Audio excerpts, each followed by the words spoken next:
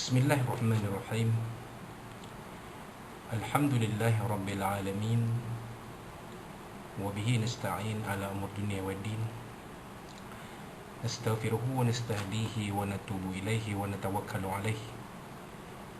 Wa na'udzu bihi min syururi anfusina wa min sayyiati a'malina. May yahdihillahu fala mudilla lahu wa huwal muhtad. Wa may yudlil falan tajida lahu waliyyan murshidan wa la hadiya lahu. Asyhadu an la ilaha illallah wahdahu la syarika lah. Wa asyhadu anna sayyidana Muhammadan abduhu wa rasuluh.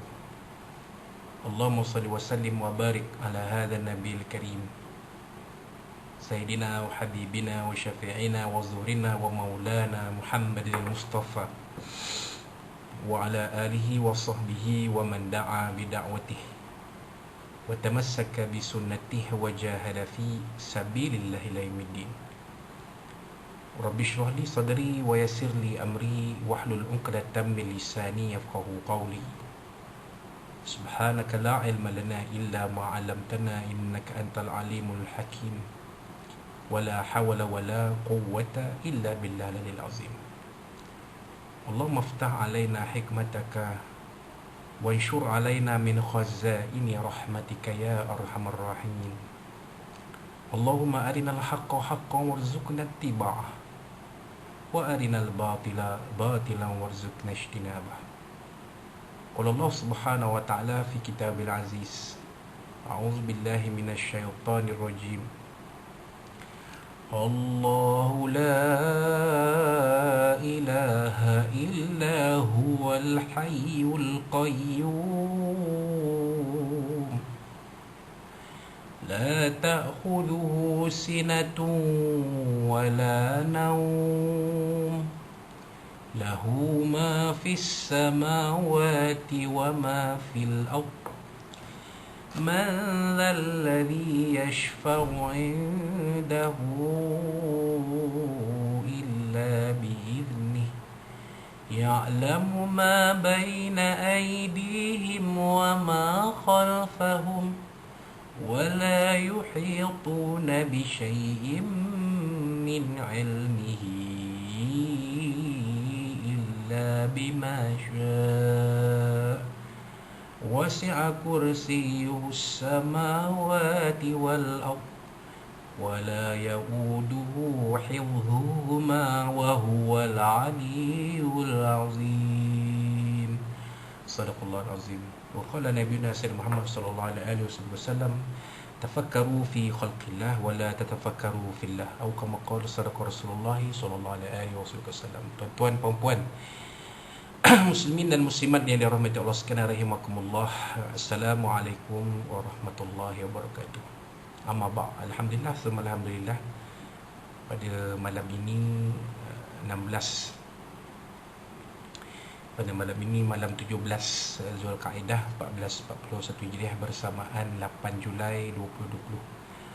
Sekali lagi kita berkumpul di dalam majlis ilmu ini secara maya, dalam majlis ilmu yang disebut oleh Nabi SAW dalam hadis baginda sebagai Rawdatun min Riyadil Jannah, satu taman dari taman-taman syurga Allah Subhanahu Wa Taala. Dan mudah-mudahan dengan tuan-tuan mengikuti majlis ilmu ini, insya-Allah sedikit sebanyak kelebihan majlis ilmu akan dikurniakan Allah SWT kepada kita.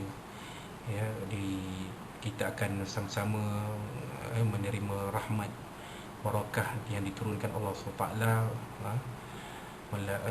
oleh para dibawa turun oleh para malaikat, dan dikurniakan kepada kita sakinah, ini ketenangan kerana berada dalam majlis ilmu, dan dikurniakan kepada kita ganjaran yang sebaik-baiknya dari Allah Subhanahu wa Ta'ala. Ya, dan seperti mana yang kita sebut, yang saya sebut pada 2 hari sudah, pada kemarin, pada malam Isnin lalu,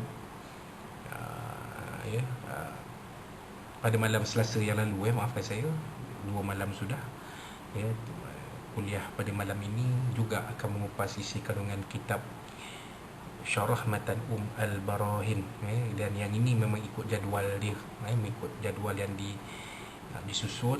Memang pada setiap malam Isnin minggu pertama dan malam Khamis, Rabu malam Khamis minggu yang kedua.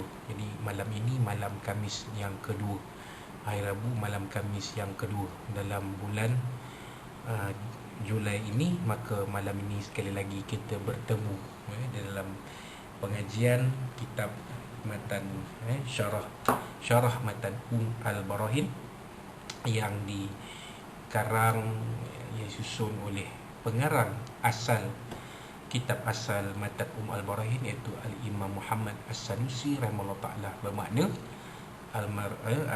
almarhum Imam Muhammad bin As-Sanusi rahimahullah ta'ala ini mensyarahkan kitabnya sendiri. Maka kita telah sampai, saya baru saja membicarakan tentang sifat wujud, sifat nafsiah yang tunggal dalam kumpulan sifat 20 Allah Subhanahu Wa Taala, iaitu sifat wujud. Jadi kita sampai pada muka surat 54 di dalam kitab ini diletakkan sifat wujud itu dalam bab yang pertama, sifat nafsiah fasal pertama, iaitu wujud, sampai pada muka surat 54. Wujud bermaksud zat Allah SWT itu ada. Itu maksud dia. Wujud itu bila sebut Allahumma wujudun ataupun Allahumma wujudun, maksudnya zat Allah Ta'ala itu wujud. Artinya ada. Lawannya, yakni makhluk, tiada. Sifatnya tiada. Allahumma wujudun wa ghairuhu ma'dumun. Allah itu sifatnya wujud, selain dari Allah ini makhluk sifatnya tiada. Wujud lawannya adam. Namun berlaku perselisihan pendapat dalam kalangan ulama usuluddin, ulama ilmu tauhid, ulama ilmu akidah tentang hakikat wujud itu. Ada perbezaan. Namun perbezaan ini, khilaf ini dari segi cabangan saja, tidaklah sampai menafikan sifat wujud itu ada pada Allah Subhanahu Wa Ta'ala, ataupun sifat wujud itu wajib bagi Allah Subhanahu Wa Ta'ala. Cuma khilafnya, perbezaan itu pada cabangan saja. Seperti macam ulama fiqh juga. Ulama fiqh mereka sepakat dalam perkara-perkara yang asas dalam fiqh. Contoh sembahyang fardu 5 waktu ni semua mazhab fiqh setuju secara sepakat sembahyang fardu 5 waktu itu wajib hukum dia atas semua orang Islam yang mukallaf. Yang berbeza ialah mungkin dari segi perkara-perkara yang cabang. Contohnya, adakah Bismillah dalam Fatihah itu dibaca nyaring ataupun tidak dalam bacaan semayang atau bacaan solat. Jadi di situ ada perbezaan. Ada perbezaan kat situ. Contohnya macam waktu semayang. Waktu semayang, bagaimanakah bermulanya waktu semayang atau waktu solat asar? Di sini ada perbezaan. Jadi perkara yang cabang-cabang itulah yang menjadi khilaf di kalangan ulama fiqh. Tapi dari segi usul mereka sepakat. Sama macam tauhid ni. Semua ulama tauhid, ulama usuluddin, ulama akidah Ahlussunnah wal Jamaah Asy'ariyah Maturidiyah sepakat bahawa sifat wujud itu ada dan wajib bagi Allah SWT. Tetapi ada khilaf, ada perbezaan tentang hakikat. Macam mana hakikat sifat wujud tu ada beza. Khilaf ini terpecah kepada dua golongan. Golongan yang pertama adalah terdiri daripada mereka yang tidak mensabitkan wujud sebagai sifat. Bahkan golongan ini mengatakan wujud adalah zat Allah SWT itu sendiri, ainul mawjud.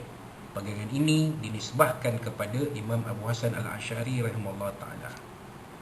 Jadi golongan pertama, mereka kata wujud itu bukan sifat. Wujud itu tidak sabit sebagai sifat. Wujud itu adalah zat.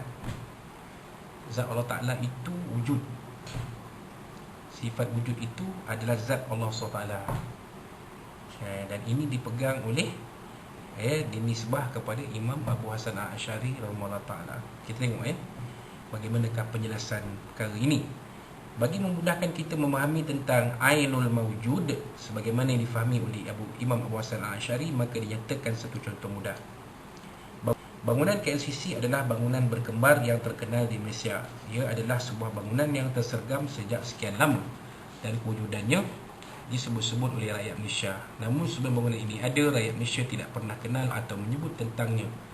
Setelah bangunan tersebut wujud, maka barulah rakyat Malaysia kenal atau menyebut tentangnya. Mudahnya, jika bangunan KLCC itu wujud, maka barulah ia dikatakan wujud. Sedangkan jika bangunan KLCC itu tiada, maka ia dikatakan tidak wujud.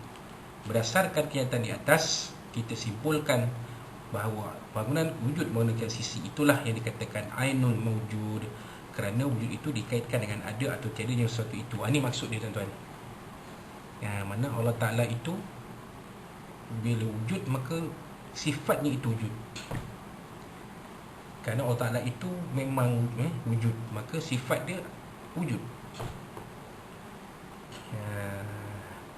Jadi berbeza dengan makhluk. Makhluk itu asalnya tiada, maka sifatnya tiada. Bila dicipta baru ada. Nampak? Allah Ta'ala itu sifatnya memang wujud. Kerana zat Allah Ta'ala itu memang wujud. Tidak ada awal, tidak ada akhir. Tidak bermula dengan tiada. Allah Ta'ala itu memang ada dan wajib ada. Maka adanya Allah Ta'ala itu adalah sifat wujud bagi Allah SWT. Nampak? Jadi sama macam KLCC tadi. Kalau tak ada, maka tak adalah KLCC. Bila dinaikkan, dibina, siap, baru ada KLCC. Begitulah penerangannya. Maka KLCC itu nampak ia wujud kerana adanya ainul mawjud. Adanya objek KLCC itu di situ. Kalau dah takdir ni diuntuhkan nanti, KLCC dah tak ada. Kenapa tak ada? Setelah diuntuhkan. Macam juga kompleks penjara Pudu. Katanya tinggal hanya pintu gerbang saja depan, yang lain semua dah tak ada. Sudah dirobohkan. Jadi yang ada hanya pintu gerbang saja. Penjara Pudu itu sendiri sudah tidak ada. Kerana tiadanya ainul mawjud pada penjara Pudu itu. Yang ada pintu gerbang saja. Serupa macam kota Formosa. Yang ada pintu gerbang ini. Di mana kota Formosa? Sudah tiada. Kerana kubu kota Formosa itu sudah diruntuhkan. Maka tak adalah kota Formosa. Yang ada tinggal gerbang kota sahaja. Itu jugalah disebahkan kepada Allah SWT. Baik. Manakala golongan yang kedua adalah terdiri daripada mereka yang mensabitkan keadaan al-hal bagi sifat wujud Allah SWT. Pandangan ini disandarkan kepada Imam Abu Mansur Al-Maturidi rahimahullah ta'ala dan juga Imam Ar-Razi. Jadi golongan kedua mengatakan bahawa mensabitkan keadaan di hal bagi sifat wujud Allah Ta'ala. Allahu mawjudun. Mawjud itu khabar kepada Allah yang menjadi mubtada. Itu bahasa Arab. Allahu mawjud. Allah itu mubtada. Mubtada apa? Subjek. Mawjud itu predikat. Khabar kepada subjek. Apakah keadaan subjek? Apakah hal subjek? Apakah hal Allah Ta'ala? Ia wujud. Bukan Allah itu sifat Allah Ta'ala wujud itu pada Allah tak. Sifat wujud itu adalah keadaan hal bagi zat Allah Subhanahu wa Ta'ala. Jadi pandangan ini nisbahnya kepada Imam Abu Mansur Al-Maturidi dan juga Imam Ar-Razi. Bagi memahami keadaan yang sifat hal tersebut, maka dinyatakan satu contoh yang mudah, iaitu sebiji apel yang berwarna merah. Apel adalah suatu benda atau zat, sedangkan merah adalah sifat yang ada pada zatnya. Maka keadaan merah yang ada pada sebiji apel itulah yang dikatakan sebagai keadaan itu hal. Berdasarkan pada contoh ini, dapat kita simpulkan bahawa keadaan yang hal itu adalah suatu ungkapan yang berada antara ada dengan tiada. Jadi maknanya mereka gunakan hujah. Contohnya apel itu merah, at-tufahu ahmar. Apple itu merah, tufah itu subjek, ahmar itu khabar, ini predikat. Tufah mubtada, subjek. ahmar khabar, ini predikat, sifat bagi, keadaan bagi apple. Apple itu merah. Kalau di jenis merah lah, tuan-tuan jangan terkeliru pula. Ada apple hijau, green apple ada. Tapi apple yang masak, yang betul-betul yang kebiasaan kita kenal, warnanya merah. Jadi merah, warna merah itu adalah sifat bagi apple. Kalau kata apple itu oren, tak betul lah. Kerana oren itu bukan sifat bagi, bukan keadaan bagi apple. Oren itu keadaan bagi oren, buah oren. Kan? Macam kalau bahasa Jepun, apple itu ringo. Kalau oren itu mikan. Jadi ada satu watak dalam drama ni namanya mikan. Bila Pak Din, bila Pak Kodi pergi cari mikan di Jepun, sebut mikan, orang sana keliru, kata mikan cara oren buat puan, bukan sini tak ada oren, sana ada oren. Yang mikan yang dicari itu ialah seorang manusia, seorang wanita Jepun namanya mikan. Jadi mikan itu oren. Sifat bagi buah oren itu warnanya oren. Merah, warna merah sifat bagi apple. Wallahu a'lam. Baik. Berdasarkan contoh ini dapat kita simpulkan bahawa keadaan hal itu adalah suatu ungkapan yang berada antara ada dengan tiada. Sebagaimana didefinisikan oleh ulama usuluddin, ma yakunu wasitatun bainal mawjudi wal ma'dum wa huwa ahadtu darajatan minal mawjudi wa ala darajatan min kulli minal amri al-i'tibari wal ma'dum. Mafhumnya, maksudnya keadaan ini, hal itu adalah sesuatu yang berada di antara ada dan tiada. Ia lebih rendah daripada sesuatu yang ada, namun lebih tinggi kedudukannya di setiap sesuatu daripada perkara sekadar diiktibarkan oleh akal, al-amru al-i'tibari, dan sesuatu yang tiada, al-ma'dum, pada hakikatnya. Jadi keadaan hal ni dia boleh jadi ada, boleh jadi tak ada. Kenapa? Kerana contoh macam apple tadi, atufahu ahmar, apple itu merah. Ada apple yang hijau, tak mesti apple itu merah, ada apple hijau, kan? Kalau apple tu belum masak, color dia hijau. Macam oren juga, kalau buah oren itu color hijau, dia belum masak, muda. Bila dah masak, baru dia keluar color oren. Jadi sifat itu boleh, keadaan itu boleh jadi ada, boleh jadi tak ada. Wallahu a'lam.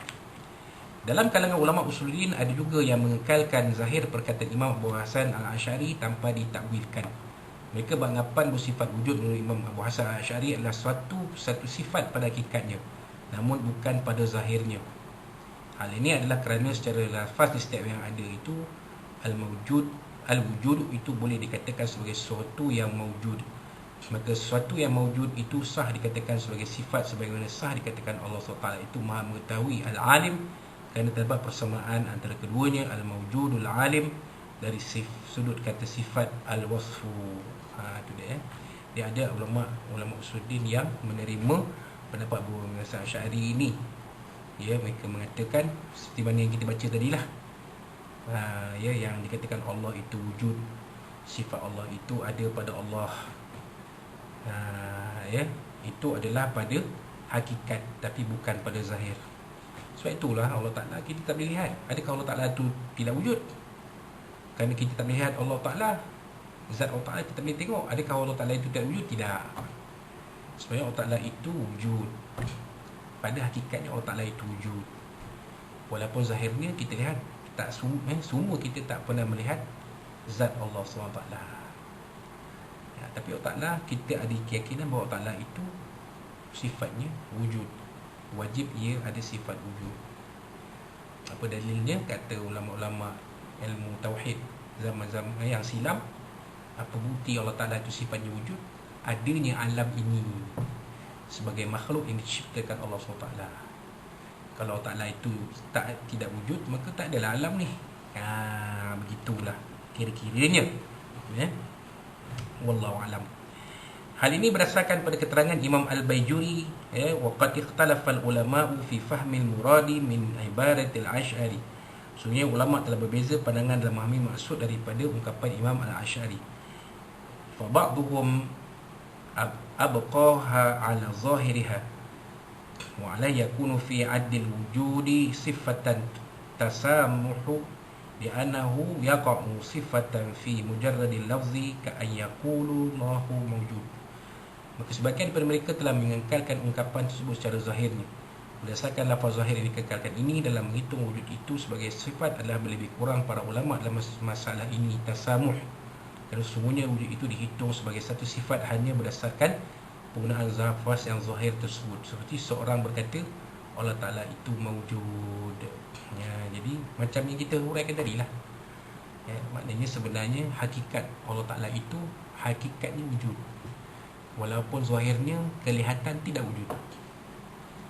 Sebab ada manusia yang berpegang sesuatu itu pada zahirnya. Mana Tuhan tak nampak pun.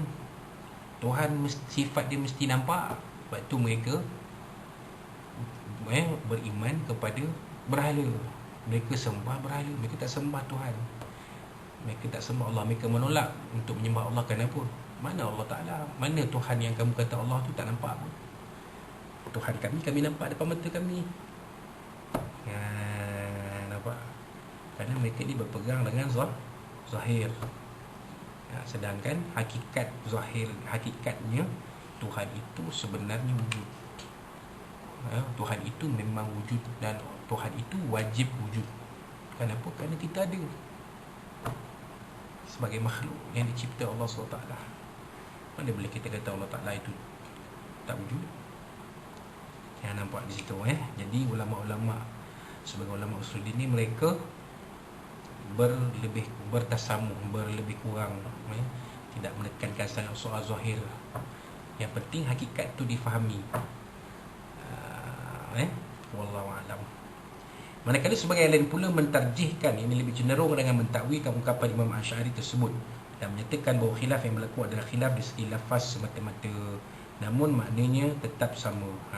Jadi ada sebahagian yang lain mereka takwilkan pandangan Imam Asy'ari, Imam Abu Hasan Al-Asy'ari itu, dan menyatakan sebenarnya khilaf yang ada adalah dari segi lafaz saja. Hakikatnya tetap sama, segi lafaz saja. Allah Ta'ala itu wujud. Lafaz itu difahami dengan cara yang berbeza. Golongan pertama cara fahamnya lain, golongan kedua cara berfahamnya lain.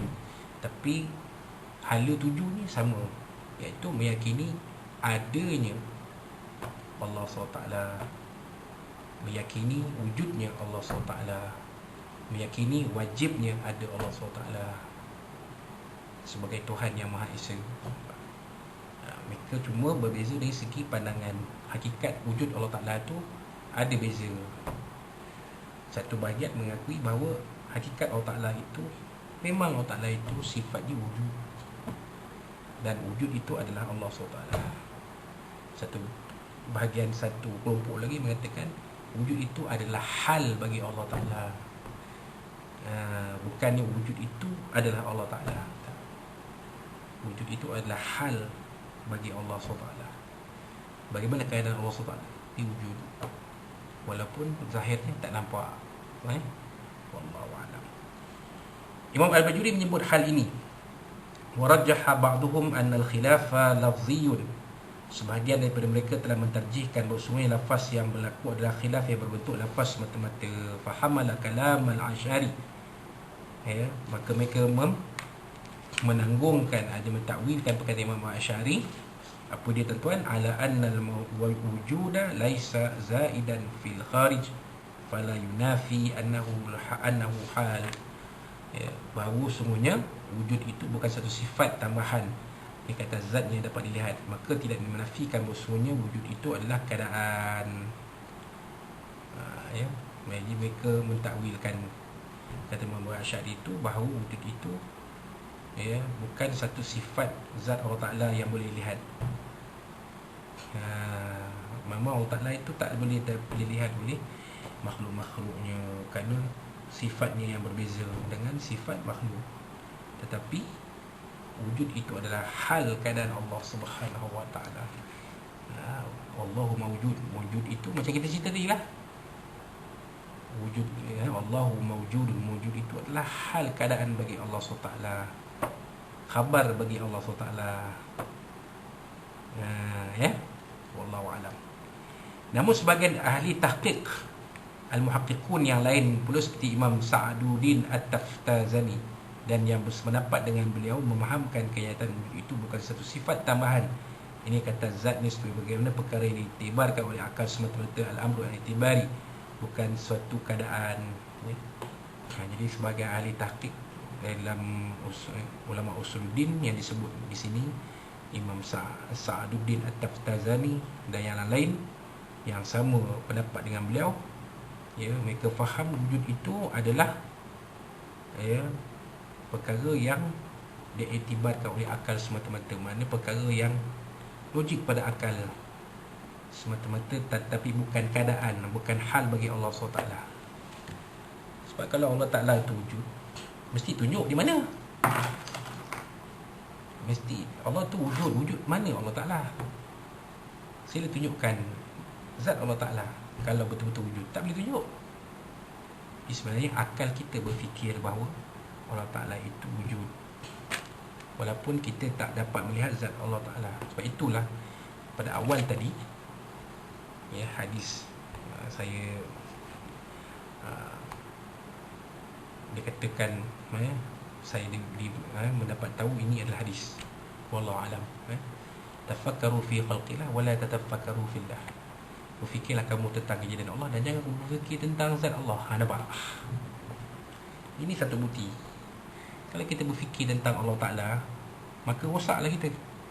Sebab Allah Ta'ala itu zahirnya tidak kelihatan. Buatlah teropong besar mana pun, takkan boleh menopong Allah Ta'ala. Tak nampak zat Allah Ta'ala. Tapi bagaimana Allah Ta'ala tu ada? Akal kita, itu yang dikatakan tadi, al-i'tibari tadi,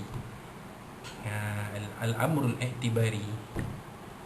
Jadi tuan-tuan, akal kita, bayangan akal kita, fikir akal kita boleh memahami bahawa kalau makhluk semua alam ini memang wujud, memang ada, maka ia yang dicipta oleh Tuhan, ini Allah SWT. Allah SWT itu sifat dia, dah tentulah sebagai pencipta. Dia tu mesti wujud, dia wajib wujud, dia mesti ada, wajib ada. Kerana dia mencipta kita daripada tak ada kepada ada. Kalau dia tak ada, tak adalah kita. Walaupun pada zahirnya Allah Ta'ala ini tidak dapat dilihat oleh makhluknya di alam dunia ini. Di akhirat esok kita boleh tengoklah macam mana zat, hakikat zat Allah Ta'ala. Tapi di sini tak boleh. Kan? Wallahu alam. Baik. Maksud Imam As-Sa'dudi At-Taftazani adalah sifat wujud itu bukan satu sifat yang lain daripada zat, sehingga seorang itu dapat melihat sifat wujud tersebut di akhirat kelak. Nampak? Ini pun sudah kita jelaskan tadi. Maknanya Allah Ta'ala itu wujud pada hakikat, bukan pada zahir. Kerana kita tak boleh lihat hakikatnya Allah Ta'ala tu ada. Cuma zahir mata kita tak boleh melihat, tak dapat melihat zat Allah SWT. Tapi apakah dengan kita tak ada boleh melihat zat Allah Ta'ala, kita menafikan adanya Allah Ta'ala? Tak boleh. Rosak akidah kita. Sehinggalah saat yang ditentukan Allah Ta'ala di amal akhirat nanti, semua penghuni syurga dapat melihat zat Allah SWT setiap masa.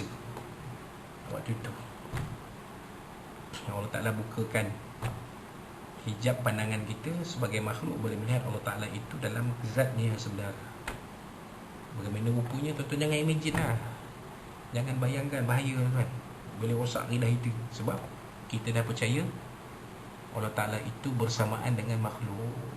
Kita kan percaya mukhalafatuhu lil hawadith. Allah Ta'ala itu berlainan, bercanggah dengan setiap makhluknya yang baru, yang sifatnya baru, yang asalnya baru.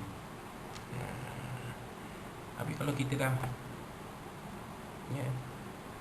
boleh membayangkan bagaimana Allah Ta'ala itu nanti di alam akhirat macam rupa dia, tak rosaklah akidah itu. Kita dah mulalah percaya Allah Ta'ala itu mungkin ada kepala, ada tangan, ada kaki, ada badan semua. Jadi jangan tuan-tuan berfikir tentang zat Allah. Tadi balik pada tadi, mula tadi. Fikirlah tentang kejadian Allah SWT yang ada ni.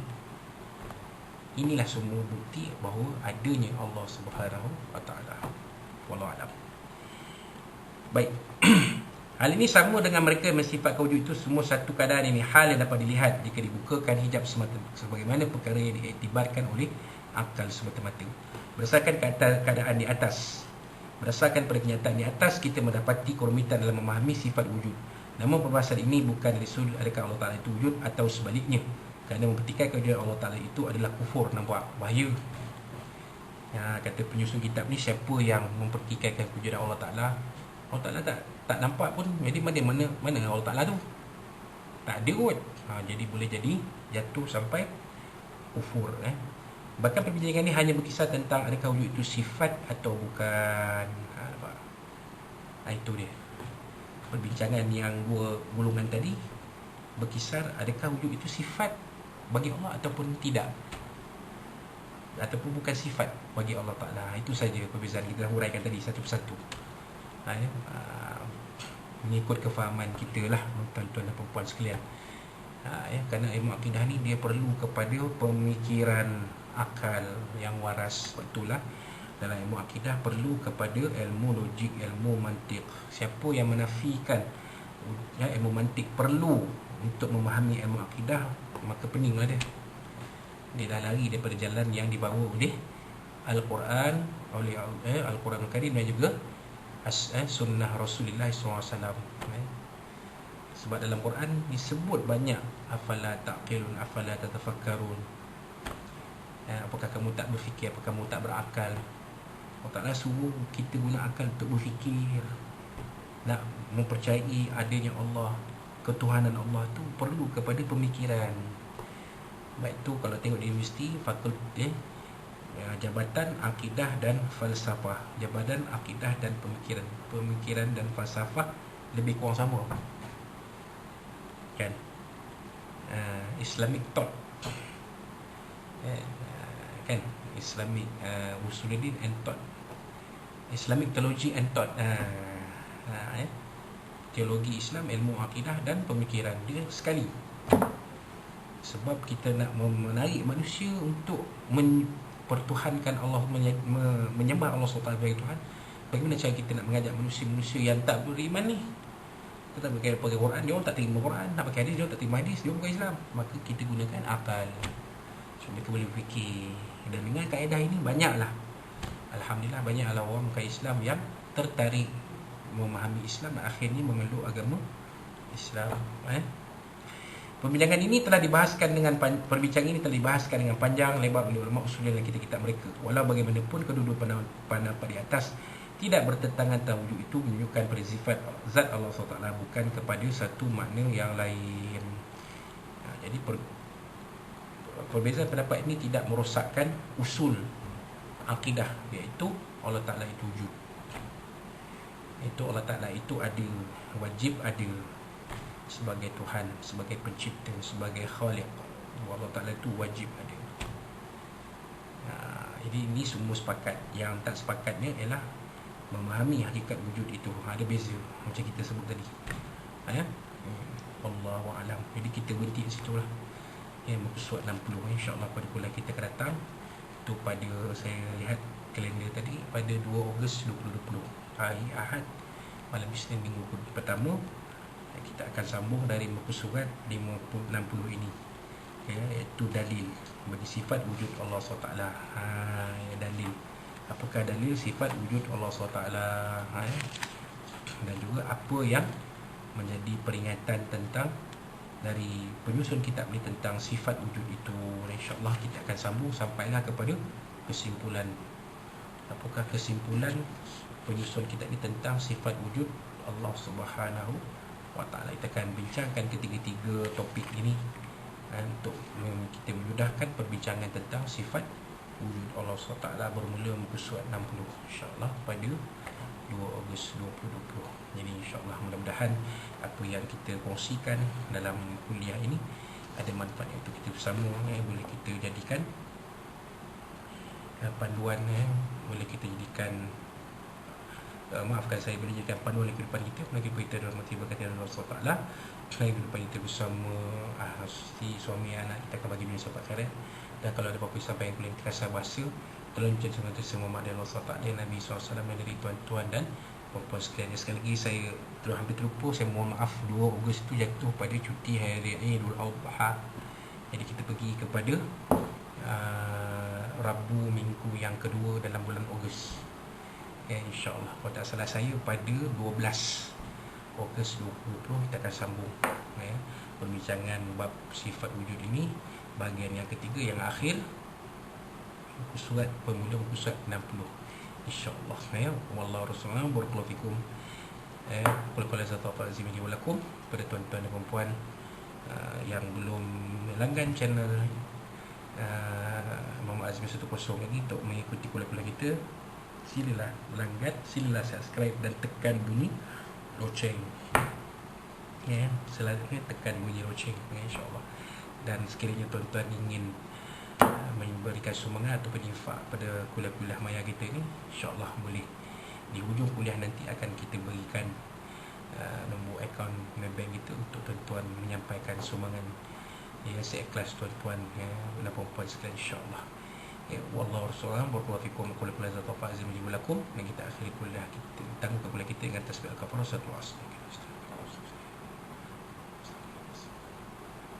A'udzubillahi minasyaitonir rajim. Bismillahirrahmanirrahim. Alhamdulillahirabbil alamin wa bihi nasta'in wassalatu wassalamu ala asyrafil anbiya'i was salam maulana Muhammad muslimin. Allahumma arhamna man haza wa matafna ba'di tafam asma. Allahumma inna al-kafinu li a'da'ina wa na'udzubika min syururihim. Allahumma badid syamlahum wa farik jamahum wa syatit qawata wa zazil aqdahum min kilabi. Ya Qahhar ya Jabbar, mintakum ya Allah ya Allah ya Allah. Allahumma yamzil kitab wa yamjur as-sahab wa ajmal ahzab yahzim wa wasna alaihim. فنبينا سسرحم ورمين ربنا زينا مزوفا ما يكون ربنا أتنا في الدنيا حسنة في الآخرة حسنة وقنا عذاب النار ربنا عليك توكلنا وإليك المصير ربنا تقبل منا دعاءنا مسنا ولمنا ولقاءنا وعملنا في هذه الليلة المباركة من شهر ذي القعدة إنك السميع العليم تقول يا مولانا أنت التواب الرحيم دعونا فيها سمع ويتاتنا فيها سلام وآخر دعوانا الحمد لله رب العالمين تقبل الله منا منكم تقبل كريم بالهداية التوفيق. السلام عليكم ورحمة الله وبركاته.